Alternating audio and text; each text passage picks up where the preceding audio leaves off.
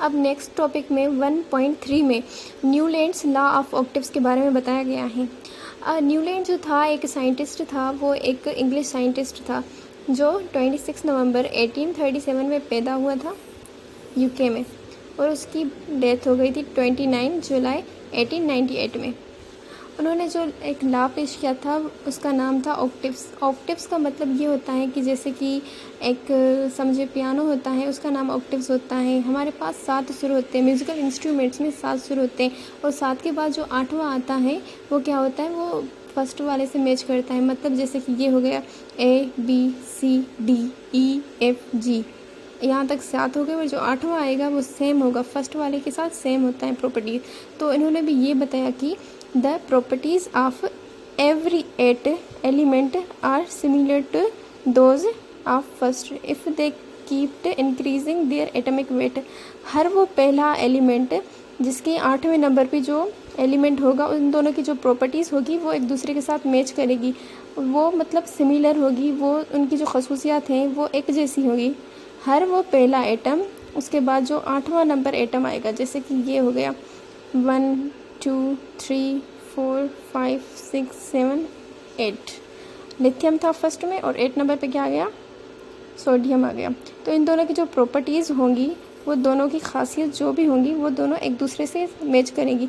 इसी तरीके से, इसी हिसाब से इसके बाद जितने भी मतलब एटम्स आएंगे, अभी यहाँ से काउंट कर लेंगे 1 2 3 4 5 6 7 8। अब इन दोनों की खसूसियात सेम होगी।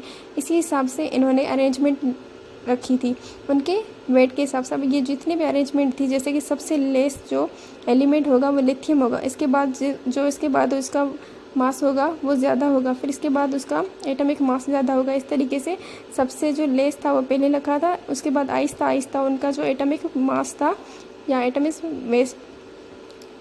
एटॉमिक जो वेट था वो आहिस्ता आहिस्ता बढ़ता जा रहा था। तो उन्होंने ये लॉ बताया। 1864 में इन्होंने ये इस पीरियोडिक टेबल के ऊपर इन्होंने काम करना शुरू कर दिया था, और ये जो इनका तरीका जो था, ये मेथड जो था, ये सक्सेसफुल गया था, क्योंकि जो इन्होंने कहा था कि जो फर्स्ट होता है उसका जो 8वां एलिमेंट होगा, फर्स्ट का जो 8वां एलिमेंट होगा, उनकी प्रॉपर्टीज़ एक दूसरे से मैच करती होगी अगर वो उनके मास के हिसाब से ज़्यादा होगा रखा जाएगा तो। और ये प्रूव कर दिया इन्होंने, ये एडवांटेज थी इसकी। और डिसएडवांटेज ये थी कि उसके अलावा जो नोबल गैसेस के एलिमेंट्स थे उन्होंने इसमें वो रखे ही नहीं। उस टाइम में क्या था कि 1864 में ओनली 56 जो एलिमेंट्स थे वो ही डिस्कवर्ड हुए थे, और उनके ऊपर ही इन्होंने ये जो पीरियोडिक टेबल बनाई उसमें 56 एलिमेंट्स ही उन्होंने रखे थे, बाकी के नहीं रखे थे। उसके बाद जो बाकी के साइंटिस्ट आए उन्होंने फिर अपनी जो लॉ था वो पेश किया, फिर अपना तरीका बताया।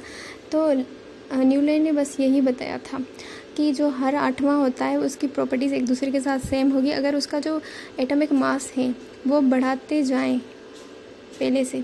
Thank you for watching.